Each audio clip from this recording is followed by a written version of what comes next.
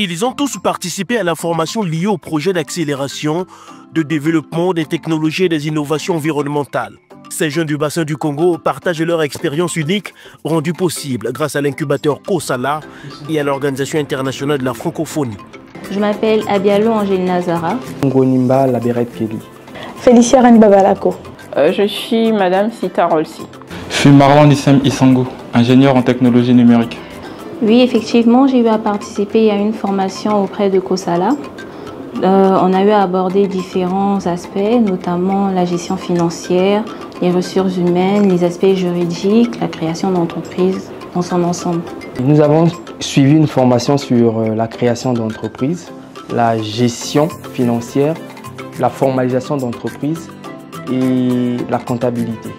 Le marketing aussi, tout ce qui concerne en fait la création d'une entreprise. C'est sur ça que COSALA nous a formés afin que nos projets puissent voir le jour. On a eu plusieurs disciplines, entre autres la façon de rédiger des projets, d'utiliser les nouvelles technologies, la façon de parler, de prendre le parler en public, comment se tenir. Il y a eu tellement de choses, c'était très intéressant et très instructif. Alors c'était une formation pour nous préparer au projet de PATIE de l'OIF. Et cette formation plutôt a pour but de nous donner les compétences qu'il faut afin de gérer notre future entreprise.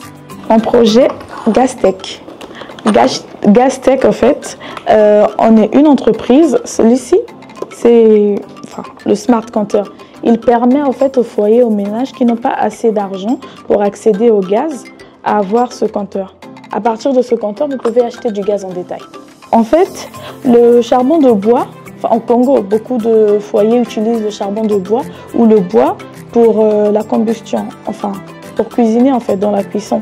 Sauf que le charbon de bois et le bois causent la déforestation et c'est très mauvais pour la santé ainsi que pour l'environnement.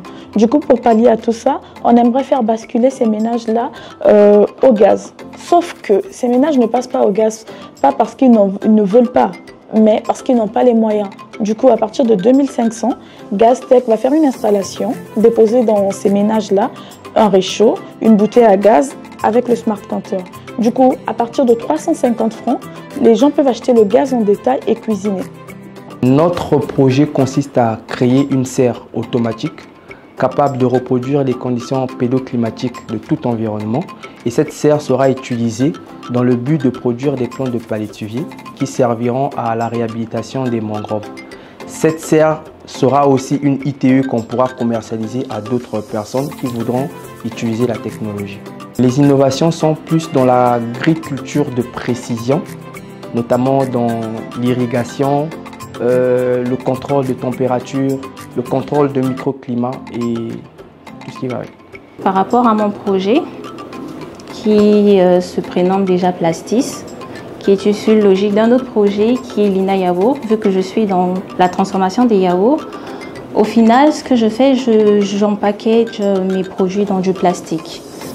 Plastis, lui, il vient résoudre ce problème en réduisant les déchets plastiques dans la ville, en les transformant en fil pour produire du textile. L'innovation, c'est de prendre les déchets plastiques, de les transformer en fil pour pouvoir produire du textile. À base de ce textile, on pourra faire des vêtements, de la déco, des sacs et tout comme ça. Non. Mon équipe et moi avons pensé à un projet depuis 2-3 années déjà. Le projet a été écrit. On l'a présenté à un appel à projet que COSALA avait lancé en partenariat avec l'OIF. Et après, à la suite de cet appel à projet, nous avons été sélectionnés parmi, je crois qu'au départ on était 60. Et sur ces 60-là, il y avait des pitchs à faire, donc il fallait détailler son projet, l'expliquer et voir la valeur ajoutée. Et donc parmi ces 60, on faisait donc partie des 30 bénéficiaires du financement. Notre projet, c'est AI Forest Planner. C'est une application d'aide à l'agriculture.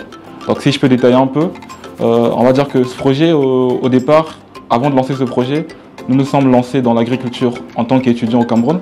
Et nous nous sommes rendus compte que l'agriculture était un domaine un peu plus vaste. Et malheureusement, nous n'étions pas compétents. On s'est donc dit que c'était mieux pour nous de mettre une application sur le marché qui va permettre aux personnes ayant des initiatives agricoles mais qui n'avaient pas la compétence de mettre en place leur projet agricole tout en se connectant sur une application gratuite. Et donc pour conclure, notre application, on va peut-être dire, pas peut-être, donc c'est la première application agricole au Congo qui comble en même temps le gratuit et l'expertise.